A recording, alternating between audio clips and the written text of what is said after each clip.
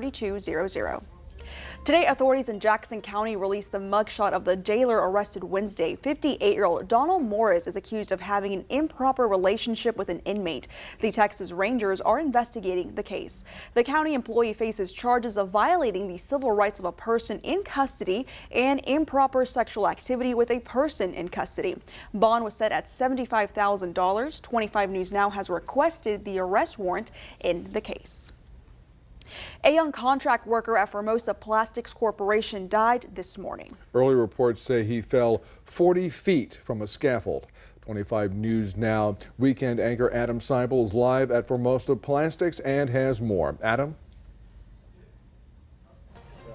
Yeah, that's right, Don and Karina. So 25 News Now has learned that a young contract worker has died at the Formosa's Plastic Corporation. So I'm actually in Port Lavaca right now. So if you look right over there beyond that bridge, that's Point Comfort. About 15 minutes up there is where the Formosa's Plastic Corporation is located. For those of you tuned in at 5, they actually asked us to leave the property, so that's why we're here in Port Lavaca, but you can see it there in the distance. So workers reported having a safety stand-down meeting to discuss an accident. They also learned of a fatality in new construction at the Point Comfort location.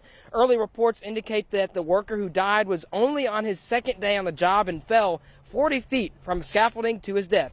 It's unclear if the worker had an experienced journeyman with him. It's also unclear if he was tied down with fall protection or if it failed. The name of that worker has not been released, but Calhoun County Justice of the Peace Precinct 3, Tanya Dimmack, pronounced the man dead and ordered an autopsy. So Formosa is located at 201 Formosa Drive in Point Comfort. That's off of FM 1593. So as soon as we have the name of that person that died there, we will release that. So come to crossroadstoday.com for all of the latest updates. Reporting in Port Lavaca, I'm Adam Seibel, KAVU TV 25 News Now. Adam, thank you so much. Friday morning, Victoria County Sheriff's deputies arrested 2 men at a home in the 2600 block of Prince Street. 38-year-old Daniel Jose Camino Real arrested for court warrants, and 33-year-old Gerard O'Neill Farrow arrested for felony possession of a controlled substance. Also there, a juvenile male suspected shooter taken into custody and charged with aggravated assault with a deadly weapon. That is connected to a July 2nd shooting in the 500 block of Commerce Street in Bloomington. 3 different weapons were taken in the search. Firefighters from Goliad and Refugio responding to a massive fire at the Coastal Plains Gym Cottonseed Warehouse in Mathis. The warehouse on Highway 359. KIII reports the fire is believed to have been caused by sparking electrical poles. Authorities said firefighters are also working to put out the pallets of cardboard and hand sanitizer that caused embers that are adding to the fire. ERCOT reports Texas set a new unofficial July and all-time peak electricity demand record Thursday. That broke the all-time record set Wednesday. ERCOT has also issued a weather watch for this Sunday through Tuesday due to forecasted higher temperatures, higher electrical demand, and the potential for lower reserves. ERCOT reports there is currently enough capacity to meet expected demand. The National Weather Service issues excessive heat warnings for 2 area counties. DeWitt and Lavaca counties under excessive heat warning until 9 o'clock tonight. The National Weather Service says heat index values up to 113 degrees are expected. And now we're going to keep seeing a lot of this heat in the coming weeks. But MAC is telling us that on the 24th, if I'm right, we're going to receive a little bit of rain, which I know nobody's going to be complaining for that one. But 10 days before then, Mac, that's when we got to power through. What I'm doing, Karina, is giving everybody a sense of hope that in 10 days, on the 24th, we're on the 14th, that we may actually get a break in the heat. I mean, it'll still be warm, but it'll be only 90. These are the observed highs for today around the area. We got up to 98 here in the city, 95 down in Port Lavaca. Actually, San Antonio set a new record high today of 105. And as Don mentioned a moment ago, I do believe that these temperatures will go up 2 or 3 degrees next week. So we'll have more on that coming up in just a moment. Thank you, Mac. The Texas Department of State Health Services has launched a fentanyl data dashboard. This is part of the state's One Pill Kills campaign and shows and tracks fentanyl poisoning deaths. Texans can access information that shows fentanyl-related deaths from the past 10 years and by demographics or geography. To visit the dashboard, come to our website, crossroadstoday.com, for more information.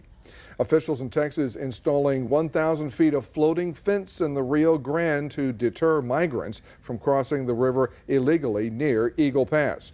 DPS says they hope this will stop people from crossing. They say 4 migrants, including a baby, drowned just last week trying to cross the Rio Grande.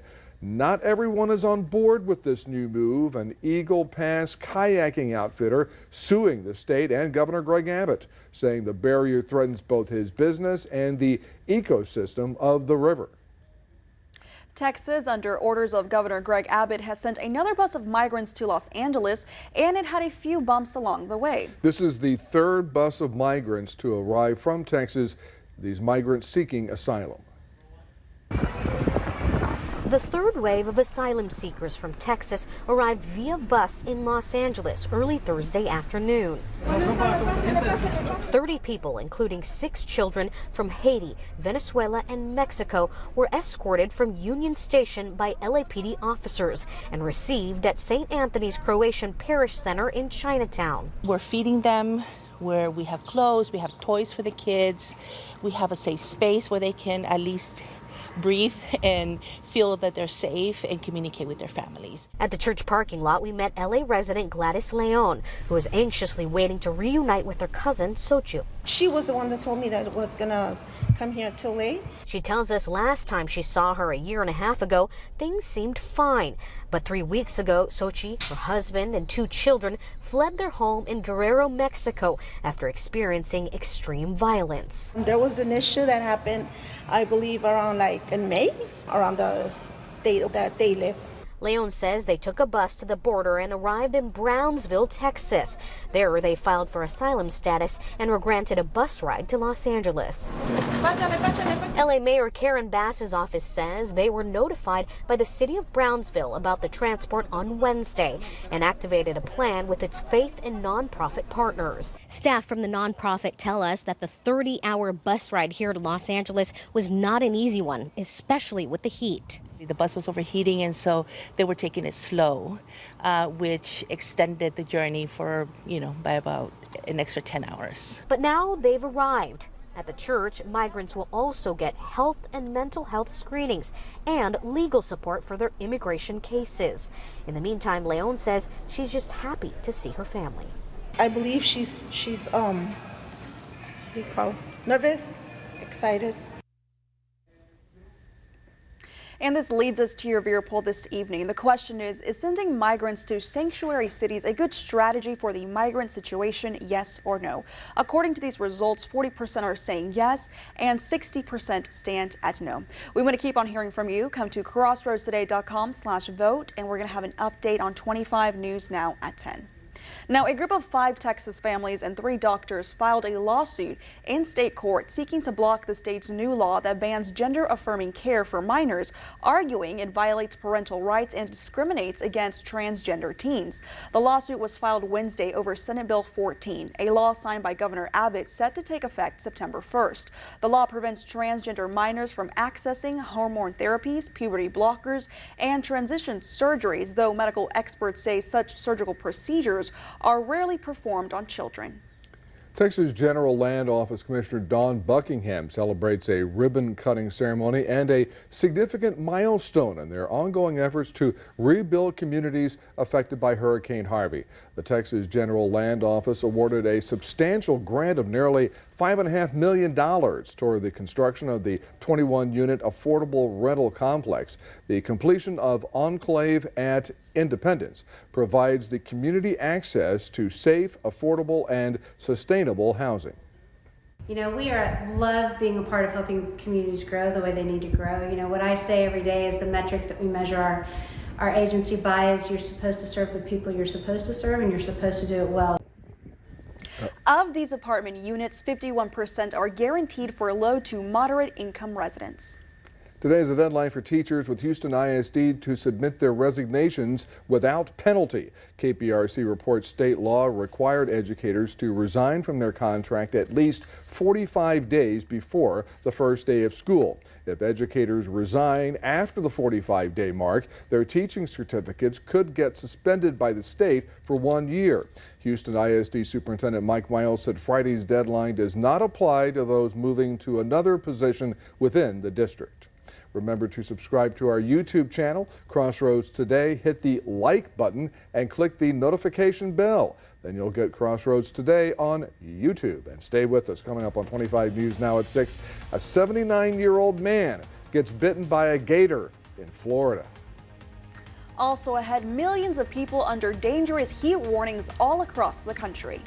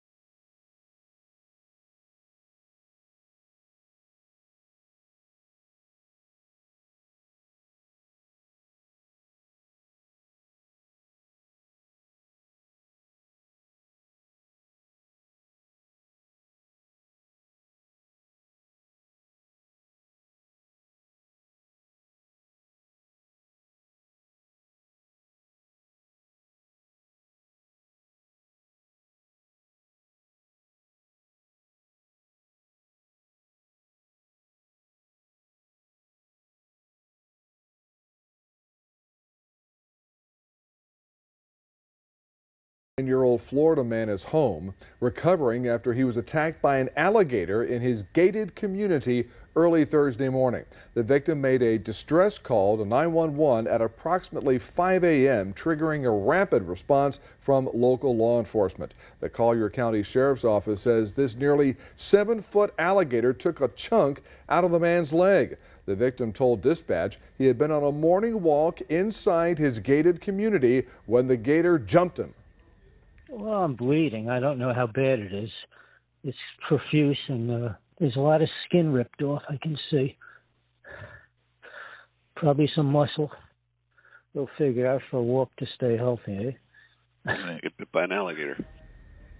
Florida Gulf Coast University's Dr. Billy Gunnels researches urban ecology, and he said it appears a mother gator was protecting her young in this incident. Now, this next story is one we're all feeling. More than 90 million people across the country are under dangerous heat warnings. Now, a doctor at Johns Hopkins School of Medicine in Baltimore says conditions could trigger heat illness in as little as 20 to 30 minutes for anyone outside.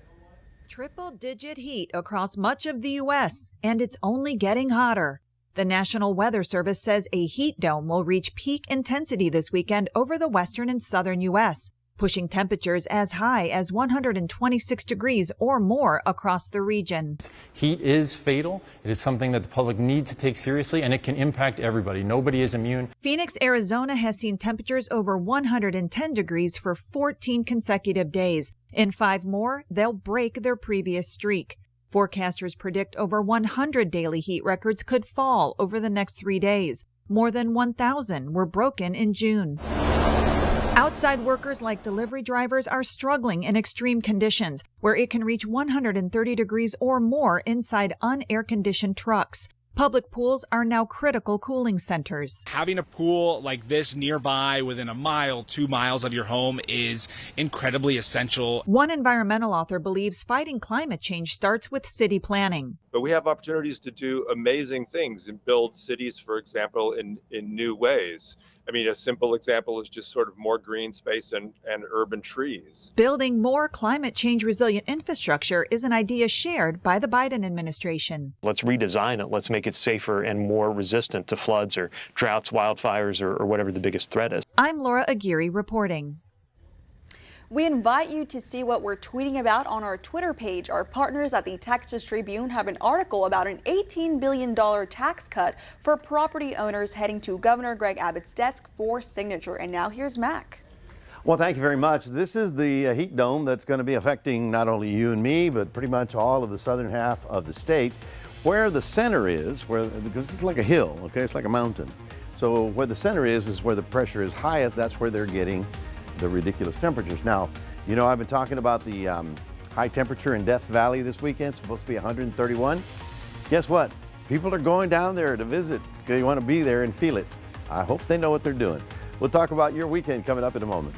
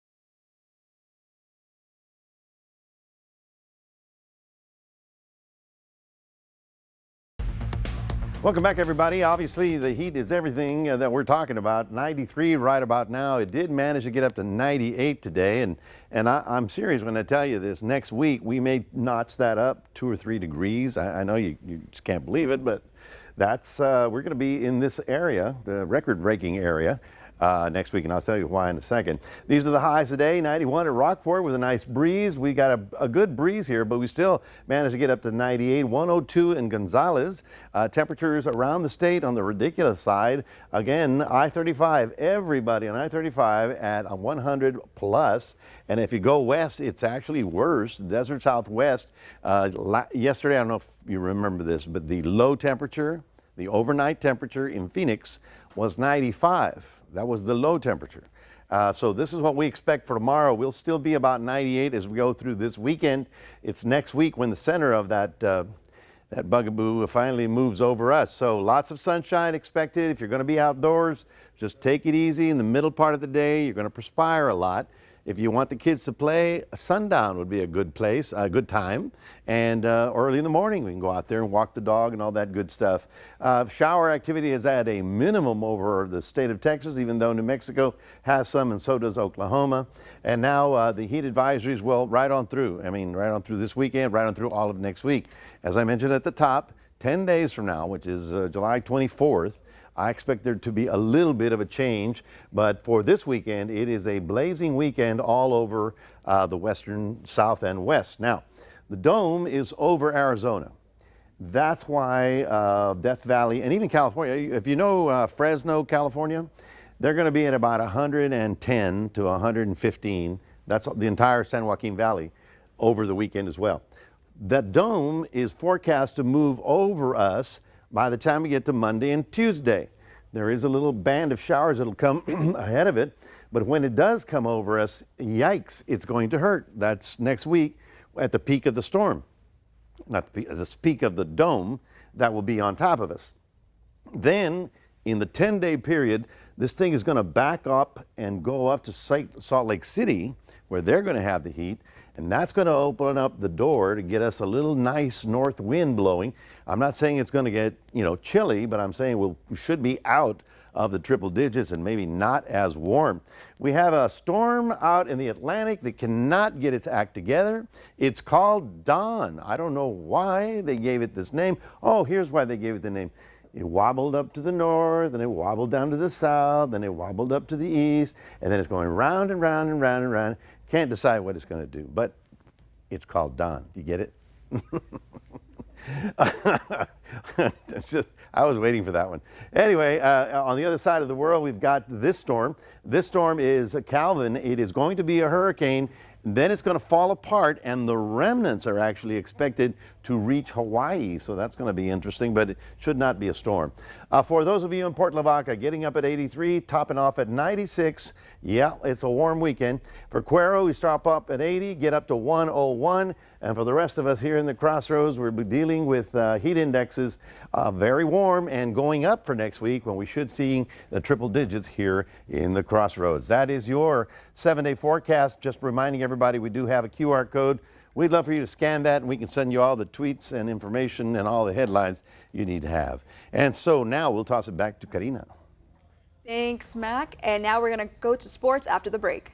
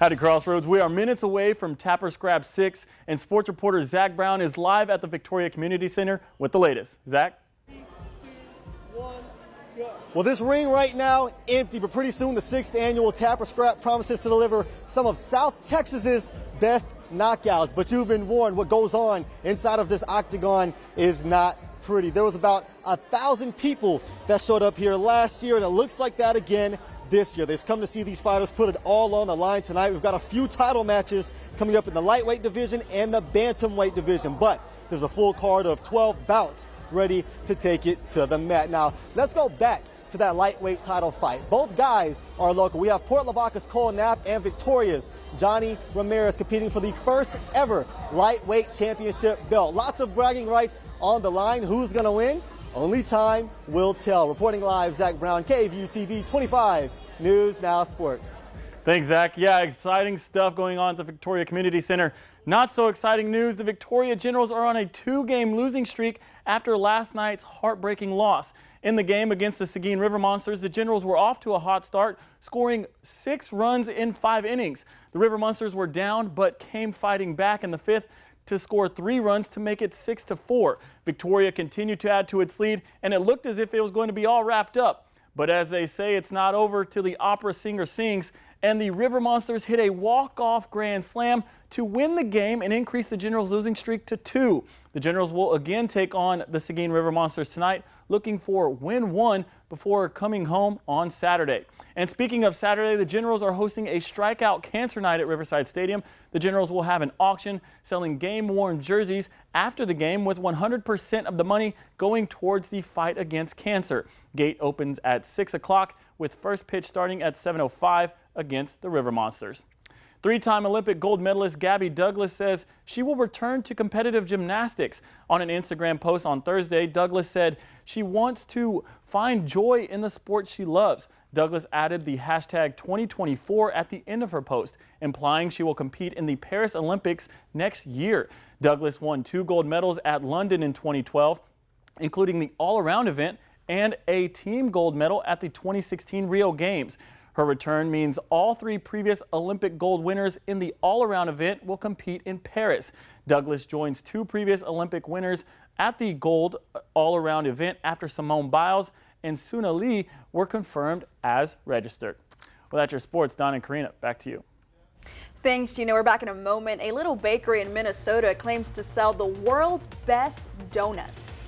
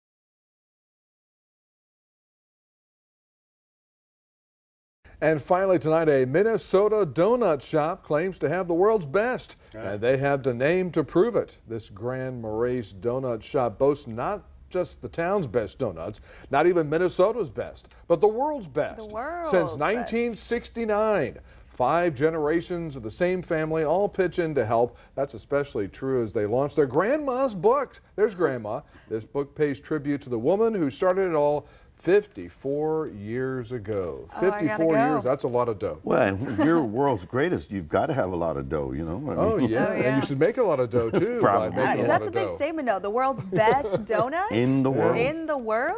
I think we should have a contest to determine. Oh, absolutely. I got it. We need to get eating judges. That's right. 25 News Now trip to Minnesota. There you go. All right, for donuts. But that would be getting in that oven there could be a little cooler than what we're experiencing Well, right now. Grandma used to slave over a hot oven, but now they have these ventilation systems that keep it cool for the chef there. So hey, donuts, that's something else we can think about over the weekend. But coffee in the morning, only early in the morning. Maybe if it's iced. Because iced coffee would be the best thing to do. Looking at a hot weekend, and next week we should get into the triple digit, folks. That's the way it is. All Back to right. you. Thank you, Mac, and thanks for joining us. We'll see you back here tonight for 25 News Now at 10.